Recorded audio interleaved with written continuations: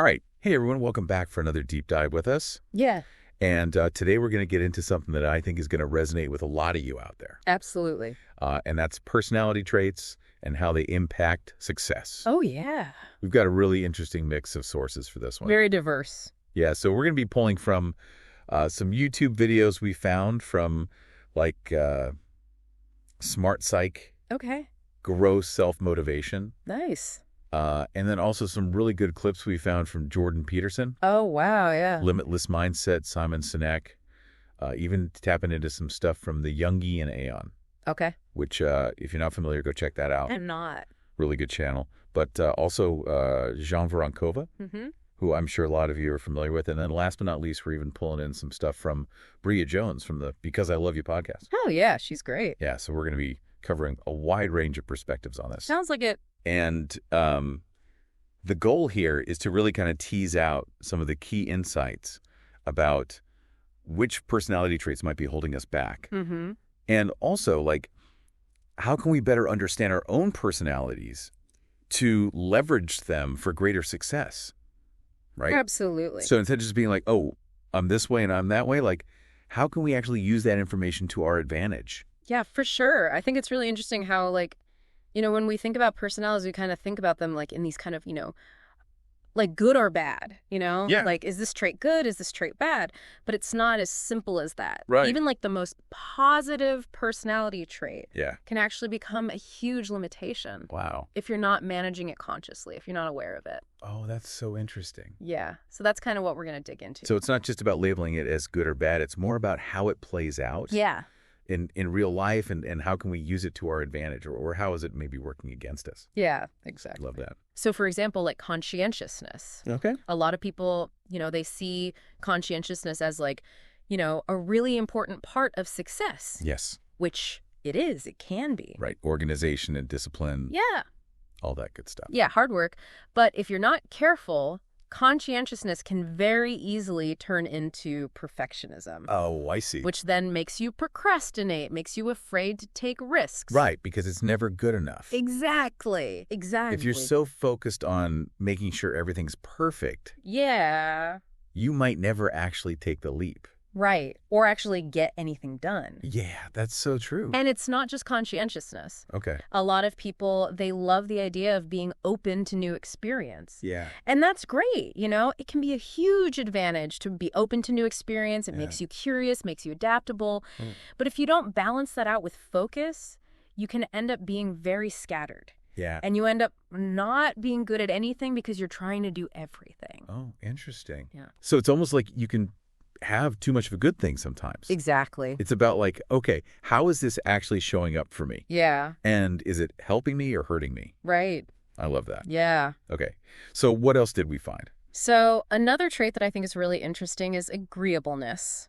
Okay. Now, agreeableness, of course, is associated with like compassion and politeness. Yeah. Those are good things. Right. But there's actually a growing body of research that suggests that agreeableness can actually, particularly for women, negatively predict salary. Really? So, wait, being too agreeable could actually hurt your earning potential? Yeah. I've heard a little bit about this. Yeah. But, like, how does that actually work? Because it seems counterintuitive, right? Like, if you're a nice person, you would think people would want to pay you more. Well, I think it comes down to negotiation, right? Yeah. And being assertive, because agreeable people, they really prioritize harmony and fairness. So they might be less likely to ask for a higher starting salary or to push for raises because they're worried about disrupting their relationship. Oh, that makes sense. Yeah. Yeah, and actually we found this really interesting anecdote from Jordan Peterson where he was talking about this. Okay. And he was saying that women especially need to become more assertive when it comes to asking for raises because they've been socialized to be agreeable. Yeah. And as a result, they end up being underpaid. So it's not about being like a jerk or anything. Yeah. It's about knowing your worth Right. and being able to advocate for yourself. Exactly. Yeah. Right. And not just being a pushover. Yeah. And I think it's important to note that, it's not about being ruthless or anything. Right. It's about understanding that healthy relationships Yeah. involve mutual respect. Right. And that includes respecting yourself Yes. and your worth and your contributions. So if you're so focused on making everyone else happy, Yeah. you might be accidentally undervaluing yourself in the process. Yeah, exactly. Wow, that's a good point. Okay, so we've got conscientiousness, we've got agreeableness. Mm-hmm. What about the opposite of agreeableness? Oh, yeah, so that would be disagreeableness. Now, this one I'm really curious about because, typically that's seen as a very negative trait, Yeah. but I have a feeling there might be a different side to this as well. Yeah, I mean, we all know those people who are, like, really disagreeable. Oh, yeah.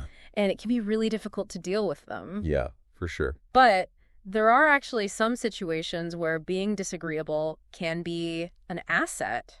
Really? Yeah, so if you think about, like, a highly competitive environment, Okay. you have to be able to stand your ground. You Yeah. have to be able to challenge the status quo. Right.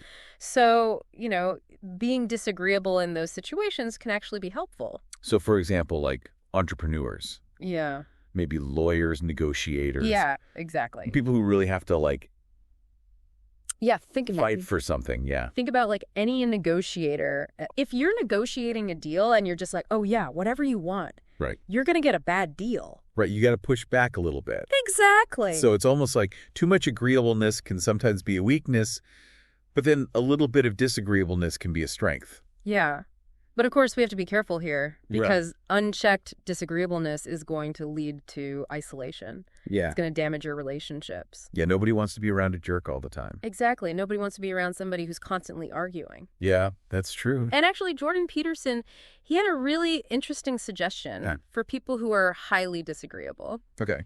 He said that they should try to do something kind for someone else every day. Oh, that's interesting. Because it helps them cultivate compassion. I like that. So it's like balancing it out. Yeah. So it's not like, oh, I'm disagreeable, therefore I'm going to go be a jerk to everyone. Yeah. It's more about finding that balance. Exactly. Right. So what else did we find? So this is where we kind of get into this idea of authenticity. Yeah. Now, everybody's always talking about, like, just be yourself. Yeah, that's like the common advice you hear everywhere. Right, but being yourself can actually be a problem. Really? Yeah, and John Voronkova, she talks about this. Okay. And she says that a lot of people use being themselves as an excuse to not change. I see, yeah. Like, oh, I'm just being myself, but Yeah. in reality, they're just using that as an excuse to not grow. Right. As an excuse to not do the things that they need to do. So it becomes like a crutch almost. Yeah, exactly. I'm just going to stay in my comfort zone and not push myself because this is just who I am. Right. That's a good point. And she gave this really great example. She said, imagine if you had somebody and they said, oh, I'm just not a tech person. Okay. And they use that as an excuse to not learn new software, not learn how to code, Right. not learn these digital skills that could really benefit their career. Right. They're just like, well, that's just not me. So they're limiting themselves by putting themselves in a box. Yeah. Yeah, that's a good point. So being yourself can actually be an excuse for stagnation. Right. Yeah. So it's about finding that balance again. Yeah. Right? Like being true to yourself, but also being willing to grow and evolve. Exactly. Right. And not letting that just be an excuse. Yeah. I love that.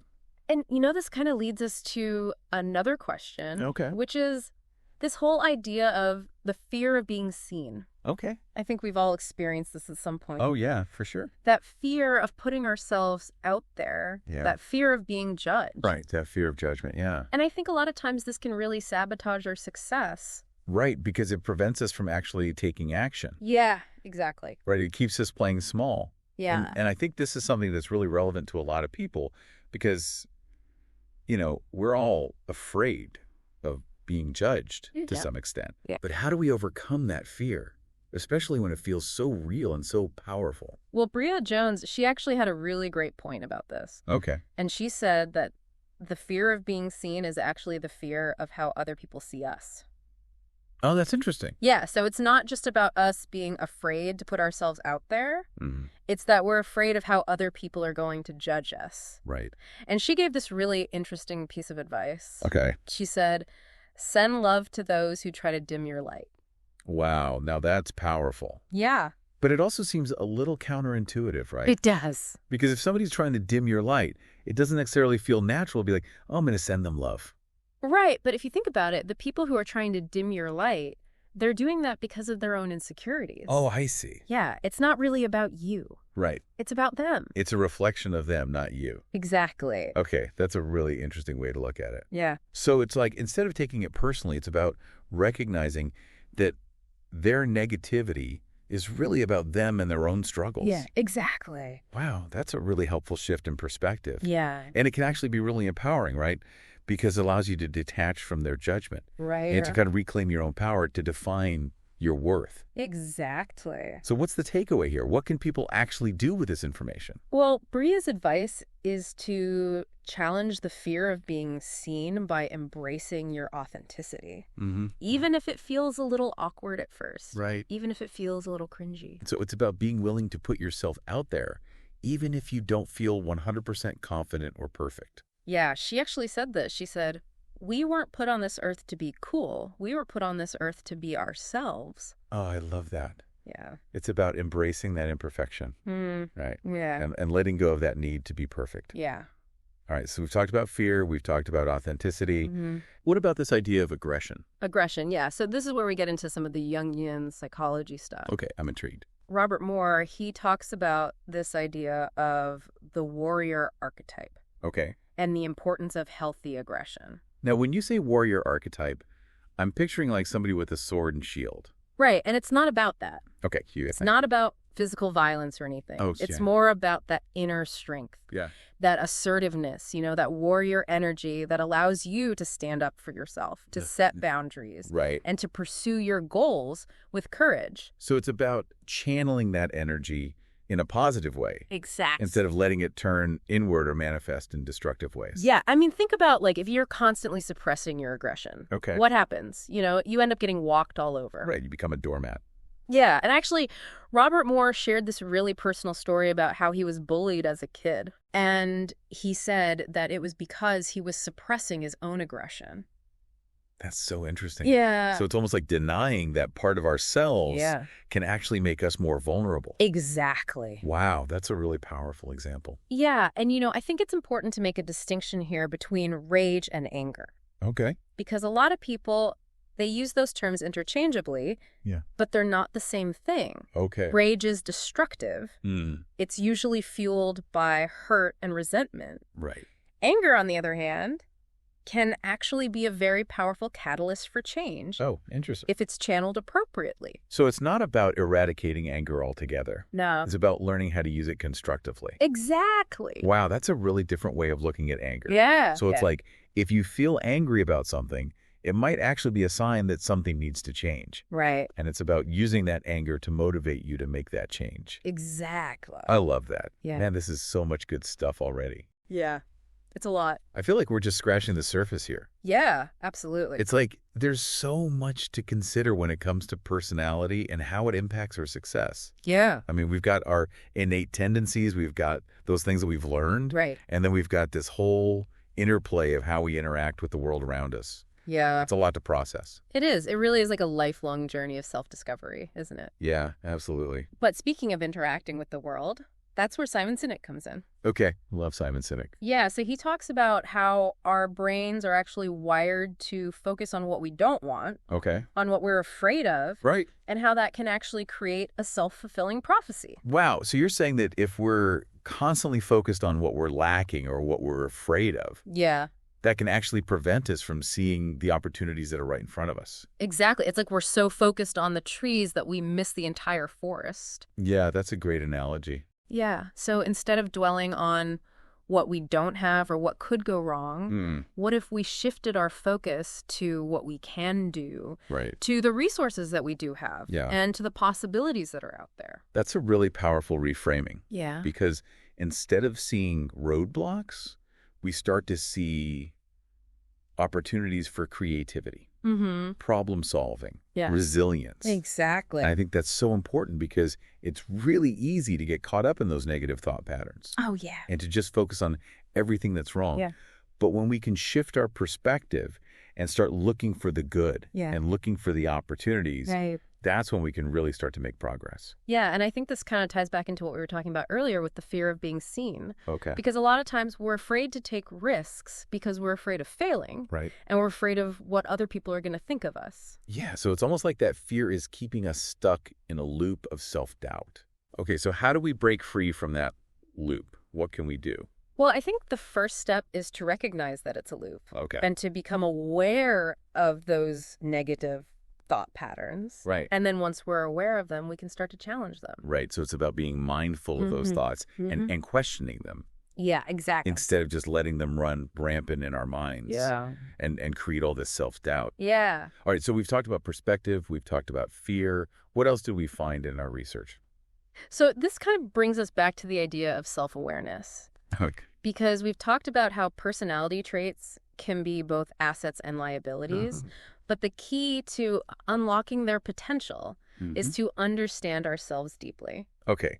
So it's about knowing who we are Yeah, and what makes us tick. exactly. Right. But that can be hard, right?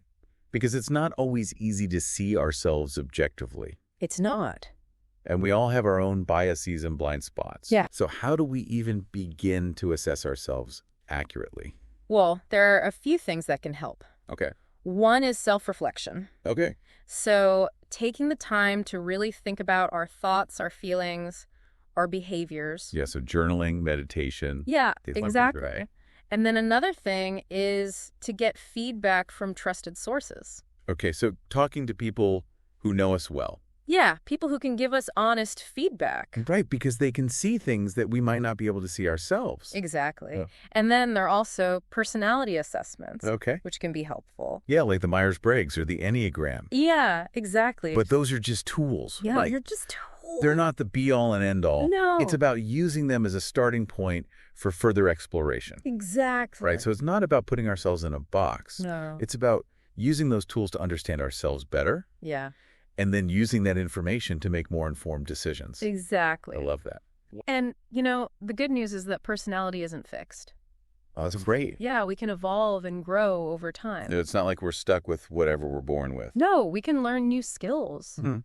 We can adopt new perspectives. Right. We can even shift deeply ingrained habits. Wow, that's really encouraging. It is. It means that we have the power to shape our own destinies, We do. even if it takes time and effort. Yeah, absolutely. And speaking of effort, I think one of the biggest takeaways from all these different experts is that personal growth doesn't just happen by accident. No, it doesn't. We have to be intentional about it. Yeah. We have to put in the work. We have to be persistent. Right. And we have to be willing to step outside of our comfort zones Absolutely. because that's where the real growth happens. Yeah. Right. When we're challenging ourselves and pushing ourselves beyond those limits that we've set for ourselves. Exactly. And that brings us back to the fear of being seen. Yeah. Right. Because that fear can be a huge obstacle to personal growth because it prevents us from taking risks and trying new things. Yeah. And ultimately, it prevents us from becoming the best versions of ourselves. Yeah. And, Bria Jones, she talked about this. Okay. And she said that we need to embrace our cringe. Okay. We need to be authentic, even if it feels awkward or uncomfortable. So basically, don't be afraid to look stupid. Yeah, kind of. Okay, I can get behind that. Yeah, I mean, it's not about being reckless or anything. It's Yeah. about being willing to be vulnerable and to put yourself out there. Right, even if you don't have it all figured out. Yeah.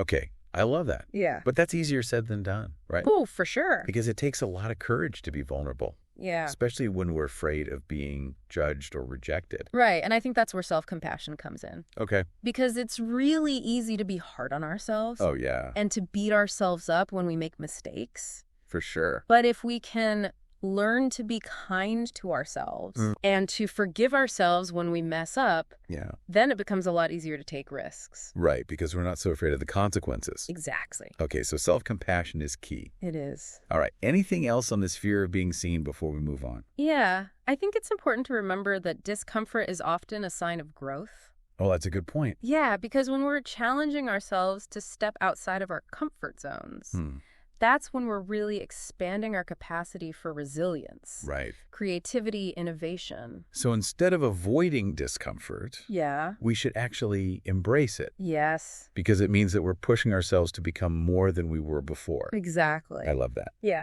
Okay, so fear, discomfort, anything else on this topic? Yeah, I think one more thing that's really important is to remember that often the things that we perceive as cringy or awkward are actually the things that make us unique and memorable. Really? Yeah, because our imperfections, our quirks, our vulnerabilities, those are the things that make us human. Right. And they're the things that make us relatable. Right. And ultimately, they're the things that make us more interesting. So our perceived flaws might actually be our strengths in disguise. Exactly. Wow, that's a really cool way to look at it. Yeah. And it makes me think about some of the most captivating people that I've met. They're often the ones who are just comfortable being themselves. Right. Even if it means being a little bit different Yeah. or unconventional. Exactly. And I think that's what makes them so magnetic. It is. Because they're not afraid to show their true colors. Yeah. And I think that's something that we can all learn from. Absolutely. All right, so we've talked about a lot of different things today. We have. We've talked about how personality traits can be both assets and liabilities. We've talked about the importance of perspective, self-awareness, authenticity, and even aggression. Yeah.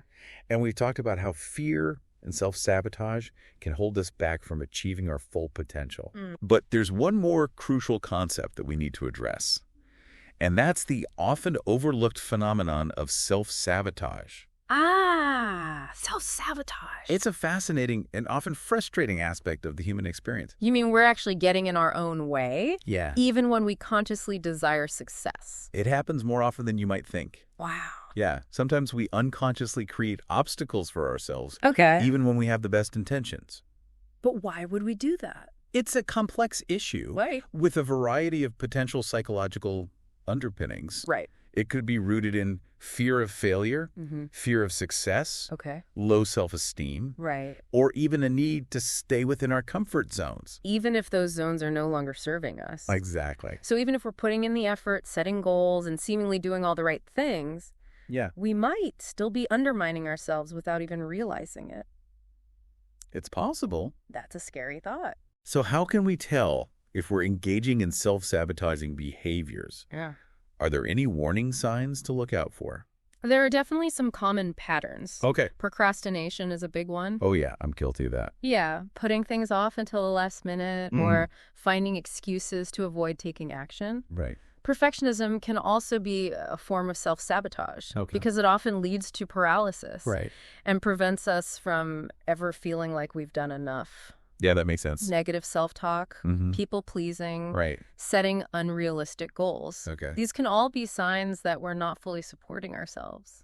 Wow. Those are all behaviors that I think a lot of people can relate to. Yeah. It's kind of reassuring to know that it's a common human experience. Yeah. But also a little concerning because it means that it's probably holding a lot of us back. It probably is. So how do we break free from these self-sabotaging behaviors? Well, I think the first step is to build self-awareness. So we need to identify the specific behaviors that we're engaging in, and then we need to explore the underlying beliefs and fears that might be driving them. So it's not just about changing our actions. Yeah. It's about addressing the root causes. Exactly. Okay, I like that. Yeah, so we have to dig deep. Yeah. Ask ourselves some tough questions like, wow. Why am I doing this? Okay. What am I afraid of?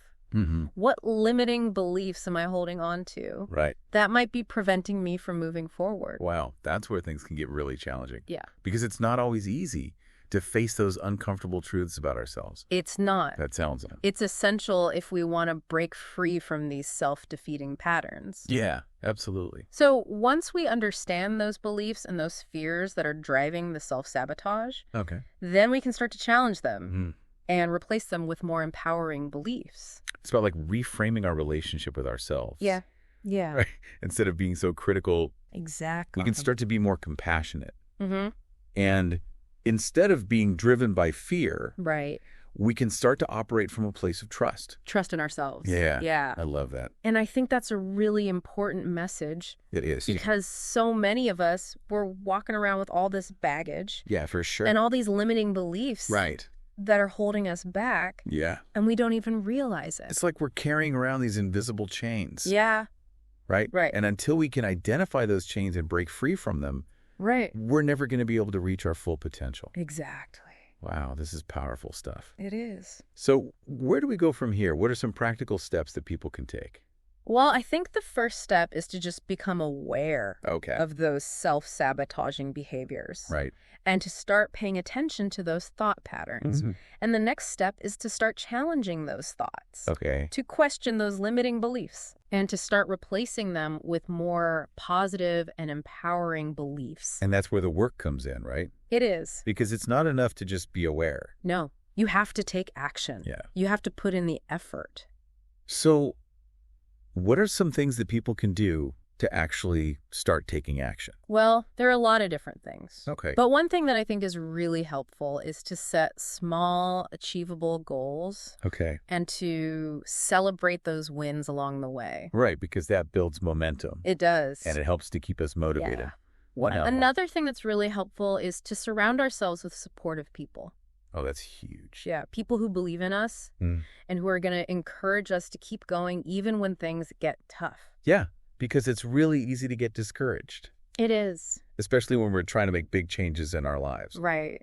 And that's why it's so important to have that support system. It is. Right. People who are going to lift us up Yeah. and remind us of our strengths and help us to stay focused on our goals. Exactly. I love that. Yeah, and I think it's also important to remember that we're not alone in this. Right. Everyone struggles with self-sabotage at some point. It's Yeah. part of the human experience. Right. So it's not a sign of weakness or failure. No, not at all. It's just something that we need to be aware of Mm-hmm. and that we need to learn how to manage. Yeah, And the good news is that it is manageable it is. with the right tools and support. Yeah, absolutely. Man, this is so inspiring. I know, right? It's like we're giving people permission to be human. We are. Right. To embrace their imperfections. Yeah. And to still strive for greatness. Exactly. I love it. Yeah. Well, I think it's time to wrap things up. All right. But before we do, I just want to say thank you to all of our listeners. Yeah, thanks for tuning in. We really appreciate your support. We do. And we hope that this episode has been helpful and inspiring for you. We hope so. And if you enjoyed this episode, please be sure to share it with your friends and family. Yeah, spread the word. And leave us a review on your favorite podcast platform. Yeah, let us know what you think. We'd love to hear from you. Yeah, we would. All right, that's it for today's episode. See you next time. We'll see you next time for another deep dive. Bye. It feels like we've been on this huge journey today, Mm-hmm. just really exploring all these different aspects of personality and how it all ties into our pursuit of success. It really is a journey, isn't it? Yeah, and it's not just about external achievements or hitting certain milestones. Yeah. It's also about this inner journey Mm, of self-discovery and growth. absolutely. So we've talked about how those seemingly positive traits can sometimes have a shadow side. Right. And how those less desirable traits can actually be strengths Yeah. depending on the situation. Mm-hmm. And we talked about how fear and self-sabotage can really hold us back Yeah. from reaching our full potential. Powerful stuff. So I'm curious, what really stood out to you from all the different perspectives and insights that we've explored today? Well, I think for me, the recurring theme of balance was just so powerful. Okay. It's about finding that sweet spot Yeah. between embracing our natural tendencies Mm-hmm. and recognizing when those tendencies might need to be kind of tempered or refined a little bit. I see, yeah. Like we were talking about with conscientiousness, Yeah. a super valuable trait Right. for success, but it can also turn into perfectionism Right. if you're not careful. Which can be paralyzing. Exactly. Yeah, so it's not about suppressing those inclinations. Yeah. It's about understanding how to use them skillfully. Right. It's like being a musician Okay. and learning how to play your instrument. I love that. Right. You got to understand all the nuances of Yeah. your own personal orchestra, so to speak, So to speak, yeah. to create a harmonious and fulfilling symphony. Symphony of success, yes. Yes. I love that analogy. I think it really does capture the essence of what we've been talking about, right? Because we're all conducting our own unique symphony, Mm-hmm. and it's up to us to learn how to play our instruments effectively Yeah. and to blend those strengths and weaknesses together. Right, to create something beautiful. Exactly. Yeah. And it's a lifelong work in progress, isn't it? Oh, absolutely. It's not a destination, it's a process. Right, and it's always evolving. Always. Yeah, I love that. And it's funny because we were talking about that fear of being seen. Yeah. And I think that can be such a huge obstacle on this journey Oh, for sure. of self-discovery and growth. Yeah, because it prevents us from trying new things. Yeah. Taking risks. Right, putting ourselves out there. Yeah. And ultimately becoming the best versions of ourselves. And I think it comes back to what Bria Jones was saying Mhm. about, embracing our cringe, Absolutely. right? We weren't put on this earth to be cool. Nope. We were meant to be ourselves. Our authentic selves, yeah. To shine our light, Mm-hmm. even if it feels a little awkward sometimes. Even if it's cringy. Yeah. And I think that's so important because so often we're trying to fit in. Yeah. We're trying to be what we think other people want us to be. Mm-hmm. And we end up losing ourselves in the process. Absolutely. So it's about giving ourselves permission Yeah. to be imperfect, to make mistakes. To be human. To be human. Yeah. Yeah, I love that. And to learn and grow along the way. Absolutely, and I think that's a great message to end on. I agree. So as we wrap up this deep dive into the world of personality and success, Yeah. I want to leave you with this challenge. Okay, I like it. Think about one insight, one concept, or one piece of advice Yeah. that really resonated with you today. What stood out? Yeah, what really stood out. What are you going to take away from this? And how can you apply it to your own life? Starting right now? Yeah, starting today. What's that one small step? Yeah, what's that one small step you can take? Yeah. That you can take today? To move closer to that vision of success that you hold within you. Yeah, love it. Because even the smallest actions taken consistently can lead to big changes over time. Huge changes, yeah. So be bold. Be bold. Be courageous. Be courageous. And be unapologetically you.